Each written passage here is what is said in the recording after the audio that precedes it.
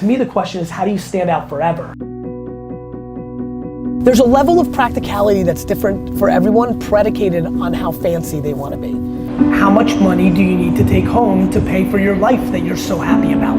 Where's your happiness and where's the things you want that you need money for? Where's that Mendoza line? And let me ask you a question. Do you need 4 sports jackets or 3? Do you need 11 pairs of pants or 7? Do you need to go on 3 vacations or 2? My friend, every dollar you put back into your business gives you the potential to have that business be healthier long term. I believe this entire conference and this entire space is broken and everything is based on data that isn't actually practical to the reality of the business. Most people start businesses to take the money out to buy themselves things, which is why they never build long-term big businesses. You have to understand there's a fundamental reason I have the career that I have. The only thing I am is energy for the long term. When you can oversell your reality, but then build to the new reality, that's how you get big. For VaynerMedia, I was able to, over the last 5 years, grow us from 22 people to 800 people, from 3 million to 100 million in revenue, because I can continue to do my model. We're gonna make less money this year at 100 million than we made last year at 67. Net, I don't mean percentage, net.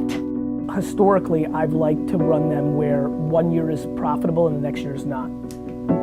So the growth is there, but the non-profitable every other year was predicated on me being able to invest in people, advertising, or resources. More people, more capabilities, because I'm gonna take the whole fucking pie. 99% of the market is short term, and the 1% that isn't and has the talent wins every time. Which makes no sense, because unless you're gonna die, you should only play long term. If you're gonna live to be in 2020, you might as well play to be in 2020. The disproportionate reason that most people in this room will not win is actually not the hard work, which is what I'm gonna talk about probably for the next 45 minutes. It's your lack of patience.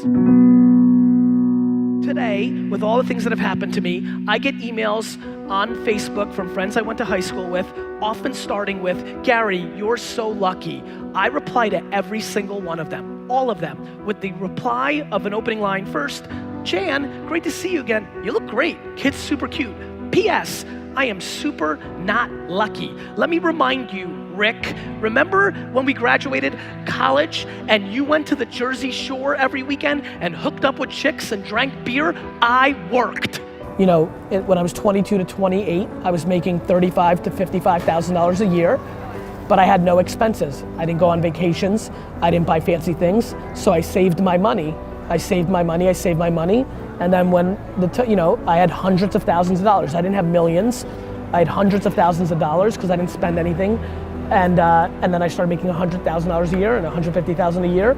And by the time I was 33, 34, when I had that opportunity, I still not bought a home. I was still in an apartment. I was 33 years old and I was renting. And because I was saving cash to go on the offense. And I knew something would happen one day, and it did. And so when I had a chance to invest in those companies, I put hundreds of thousands of dollars, not millions, but those hundreds made millions, made tens of millions. And so that's it, nothing crazy, I didn't have any crazy advantage. There's a lot of people that make $55,000 a year when they're 23. The problem is they go to Coachella and they want to buy a watch and they want to buy a BMW, and I didn't. So I ate shit for 13 years, and then I had a moment and I struck. I already won. I figured myself out. I know what makes me happy. Nothing in the world makes me happier than being able to know. And by the way, this is for everybody. Everybody is the happiest when they get to do what they want to be doing. When you get to do what you want to do, you've won. That is the seductive nature of entrepreneurship, because you have control. There's no boss. But the company can become your boss. The overextending yourself and paying for your lifestyle can become your boss. Not paying attention to what makes you happy anymore can become your boss. And that's why I try to stay grounded in that stuff. I am stunningly the most rational and the most practical of all, yet I don't seem it. The only way to stand out, in my opinion, is to stand out for the long term. You could do a lot of things to stand out for the next week.